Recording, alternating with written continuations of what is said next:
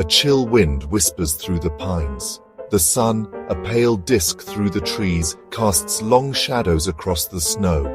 Listen, a twig snaps, a raven cries, and then a sound that sends shivers down your spine, the howl of a wolf. This is the American wilderness.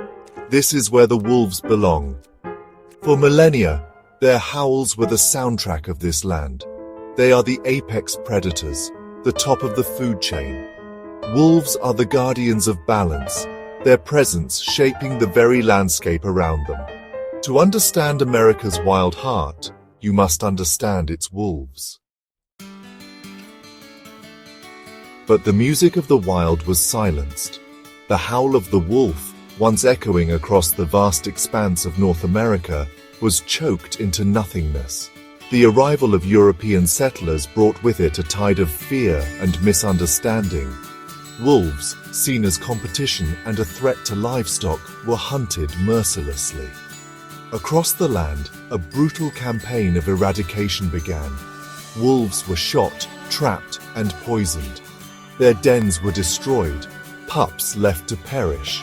By the mid-20th century, the grey wolf, once a symbol of the wild, was driven to the brink of extinction in the lower 48 states. The silence was deafening, the wilderness out of tune. In the heart of America, Yellowstone National Park stood as a silent testament to the wolves' absence. The elk population, unchecked by predators, exploded, decimating vegetation and throwing the ecosystem into disarray. Something had to change.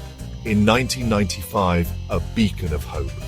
After decades of painstaking effort by conservationists, a chorus of howls once again echoed through Yellowstone's valleys. Wolves, captured in Canada, were reintroduced to the park. A bold experiment, a gamble to restore what had been lost. The return of the wolves was not a quick fix, but a slow, steady reawakening of the wilderness. They spread out, established territories, and the music of their howls filled the air.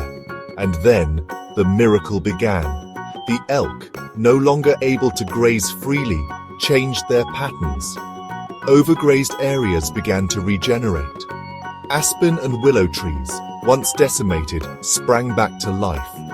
The rivers, their banks stabilized by the returning vegetation, flowed more clearly. The wolves, it seemed, were not just predators, but architects of their environment. To understand the wolves' impact is to understand their social structure. Wolves live in packs, complex family groups led by an alpha pair. These are not dictators, but rather the parents of the pack, their authority earned through experience and wisdom. Within the pack, each wolf has a role. Some hunt, some care for the pups, some scout for danger. Their howls, far from being random, are a complex form of communication, strengthening bonds and coordinating their actions. Their survival depends on cooperation, on the strength of the pack. The relationship between wolves and humans remains complex, marred by the shadows of the past. Ranchers, fearing for their livestock, sometimes view the wolves with suspicion. Hunters, seeing them as competition, sometimes advocate for their control. Yet, there is hope. Coexistence programs, emphasizing education and non-lethal methods of livestock protection, are gaining traction. People are slowly beginning to understand that wolves play a vital role in the ecosystem, and that their presence benefits not just the wilderness, but us all.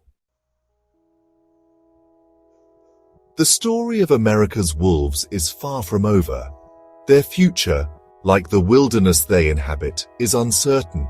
Climate change, habitat loss, and human encroachment continue to pose threats. The fight to protect them, to ensure that their howl continues to echo through the mountains, is far from won. But there is hope in the resilience of nature, in the dedication of those who strive to understand and protect these magnificent creatures. The future of the wolves depends on our choices, on our willingness to listen to the symphony of the wilderness and to recognize the importance of every note. We must move beyond the myths and the fear, to see wolves not as monsters, but as essential members of the ecological tapestry. We must learn to live alongside them, to respect their boundaries, and to appreciate the wildness they represent. The howl of the wolf is a call to our deeper selves, a reminder of the untamed spirit that dwells within us all. It is a call to responsibility, to stewardship of the land, and to a future where both wolves and humans can thrive. As the sun sets on another day in the wilderness, casting the mountains in shades of purple and orange, the sound of a lone howl echoes through the valleys. It is a sound that speaks of resilience, of survival against all odds. It is a song that has been sung for millennia, and with our help, it will continue to echo through the ages. The wolves, guardians of balance, remind us that we are part of something larger than ourselves. They remind us that the wildness within us is worth fighting for,